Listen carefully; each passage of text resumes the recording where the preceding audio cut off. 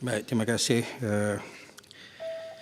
Di antara benda yang paling mengejutkan bila saya dilantik sebagai Menteri Wilayah ialah mendapati bahawa sempadan di antara Kuala Lumpur dan Selangor tak selesai lagi, Datuk Speaker. Ini bukan soal 2 tahun ataupun 3 tahun, tapi 26 tahun. Semenjak pembentukan Kuala Lumpur Wilayah Persekutuan pada 1994, masih ada 18 OBP ataupun outstanding border problems. Saya telah mengarahkan kepada Jabatan Tanah dan Galian untuk selesaikan dalam tahun ini juga. Saya faham bagi Kerajaan Barisan Nasional dan Perikatan Nasional, ini tak ada nilai.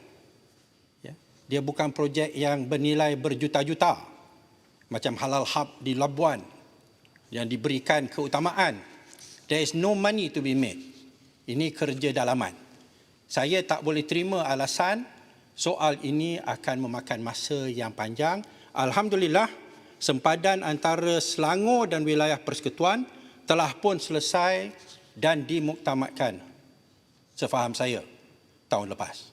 Tahun ini Kuala Lumpur dan Selangor selepas 26 tahun wajib diselesaikan walaupun tak ada nilai projek yang berjuta-juta. Soalannya sambil itu soalan yang saya nak beri, sesi soal. Adakah Menteri Wilayah akan memperjuangkan bagi rakyat wilayah layanan istimewa seperti mana yang telah diperolehi oleh seorang Menteri Kabinet yang langgar SOP bayar kompaun 1,000 saja?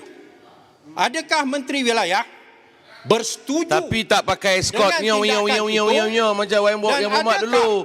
Yang Muhammad pakai escort dulu. Itu pun langgar kuasa juga, salah guna. Baling. Saya minta supaya bagi terus satu soalan. Saya bagi satu soalan.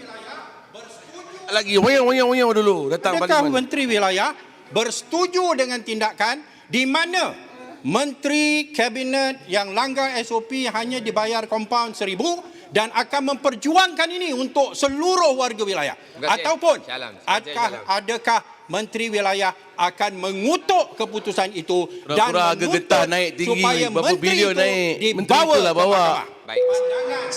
Soalan dah jelas dah. Baik, sila Timbalan Menteri.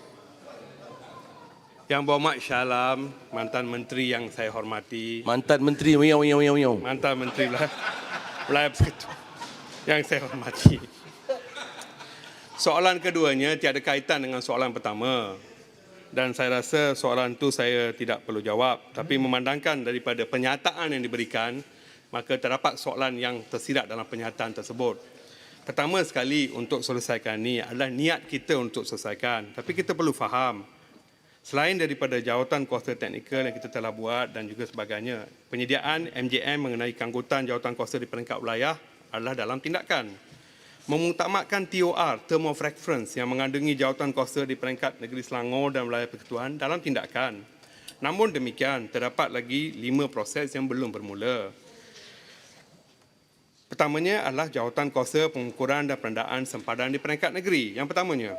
Yang keduanya ialah menandatangani Memorandum Persamaan 2 MOU2 setuju hasrat penandaan dan ukur. Yang ketiganya adalah penandaan dan pengukuran oleh JUPEM. Yang keempat adalah MOU3 setuju terima hasil ukuran baru. Timbalan dan Menteri, akhir sekali adalah perjanjian 27 tahun, 27 years is ridiculous. Ya, tak boleh diterima. Bagilah Menteri jawab. Tak boleh. Shah Alam. Baik, Shah Alam. Baik, Shah Alam, benda tu repeated. Timbalan Menteri sedang menjawab. Faham. Baik. Tak. Sila. Timbalan Menteri. Dia frust dah tak ada sekarang. Itu dia mengapu tu. Yang Berhormat Shah Alam. Balik ni terlupa makan ubat ni. Yang Berhormat Shah Alam, saya hormati Yang Berhormat Shah Alam. Namun demikian, penyataan yang tidak termasuk dalam soalan utama itu tak perlu jawab. Memandangkan YB bertanya mana,